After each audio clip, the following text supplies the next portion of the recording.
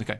Malcolm says, some advice, please, on Water for Elephants concerning the ultimate fate of the elephant. Our 12-year-old son would like to watch this film, as you can well understand, not for the love interest, but for the elephant interest. Thus, the ultimate fate of the elephant is of paramount importance. As long as this is not too much of a spoiler, can you please let me know if the elephant makes it to the end of the film? We're not too worried about the people, just the elephant, says Malcolm.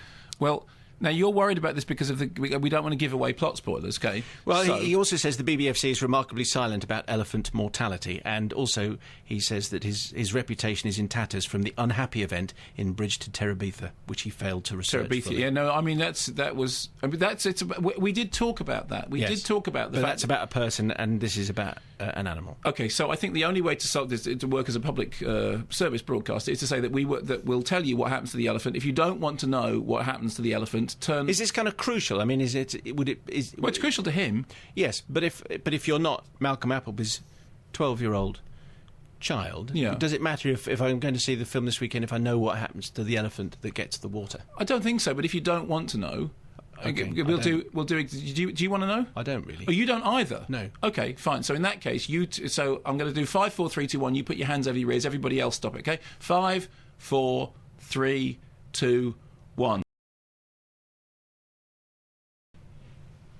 That's it. You can stop now. You can take your fingers out of your ears. Well, right? how can I tell that if I can't hear anything? Because I said the thing quickly, and then I looked at you like I've done it now. I can lip read as well. You spoiled. Okay, what did I say? I said Christoph Waltz goes to the moon. Guy Buckland in Surrey wants a word on spoilers. Yes. It pains me to castigate a man who's clearly my better in so many respects, says Guy. Right. Not least in... That's you, is it? No, not least in the province of skiffle and hairwax, but admonish I must, for he has broken the most cardinal of movie reviewing sins for the last time. The dreaded spoiler. Now, let me be clear. There are several grades of spoiler, and Dr. Kermode does well to avoid the most extreme type. But let me, if I may, describe my patented spoiler scale and enlighten the good doctor so that he may prevent inadvertently enlightening us before we see the film he's commenting on. Okay. Category 1 is the most common, perhaps because it is perceived as the most harmless. The acknowledgement of a surprise or twist. However, nothing ruins a potentially killer twist by a reviewer saying, and prepare for a major twist near the end. Sure, no specific information is imparted, but knowing a twist is coming not only dulls the surprise, but forces you to second-guess what you should be enjoying in the film. Category 2. Great. Affects the film literate more than most, because it involves making comparisons to existing films. However, if I hear a review of a new murder mystery in which the critic states that the denouement owes much to Murder on the Orient Express, for example, all did it. I have a pretty good idea in advance that the murderer might have had help. Category 3 was breached by the good doctor in his review of Hannah last week. What did I say? The classic may or may not be, and its popular bedfellow, or is it? Casting doubt on a relationship scenario or assumption that the audience would otherwise have no reason to doubt is as good as telling them that it's not true ahead of the big reveal.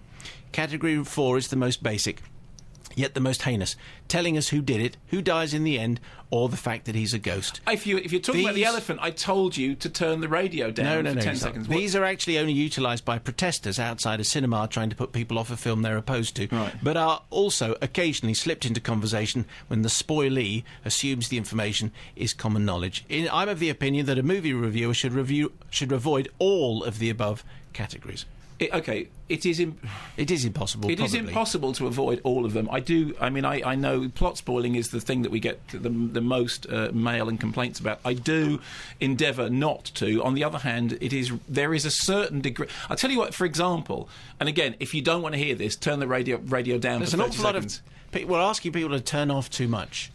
Okay, fine. In that case, if you say so-and-so, for example, a hypothetical example, okay? Say there's a film in which somebody is, at the beginning of the movie, you think somebody is somebody's brother, okay? And halfway through the movie, it turns out they're not their brother. They have another relationship to them. If you say, and his brother, then you run the risk of somebody saying, no, but the whole point is it's not his brother. So you say, who we assume to be his brother, or who seems to be his brother, because otherwise you're factually incorrect. So I'm sorry, you are torn upon the horns of a dilemma, which is, what do you want to do? You want to stay out of this entirely, or you want to be factually correct? And that's why who seems to be, or who we believe to be. And I'm sorry, I can't think of a way around it. I think you're just on the horns of a dilemma. You're not torn on the horns of a dilemma. It depends whether the horns are running towards you whilst attached to to a dilemma that's rampaging like a large bull in a Spanish bull ring. Ed says, Ed Jackson, just to clear up in a pedantic way about your Simba question, remind us. Who was, and I think it was a true or false. Mufasa was the Lion King. True or false? The movie is called The Lion King and is about Simba's trek from lion cub to Lion King. Okay, throughout the challenges of life and taking his rightful place on the throne. Yeah. Mufasa was a Lion King. A Lion King, not the Lion movie, King. Yeah. As was Scar, but the Lion King was Simba. So if the question was Mufasa is a Lion King, true or false, there could be some argument. But as the question was Mufasa was the Lion King, it's false. Yes. Could have made it easier, though, if Mark had put Mufasa was the titular Lion King. Yeah, no, in fact, that's exactly what I should have said.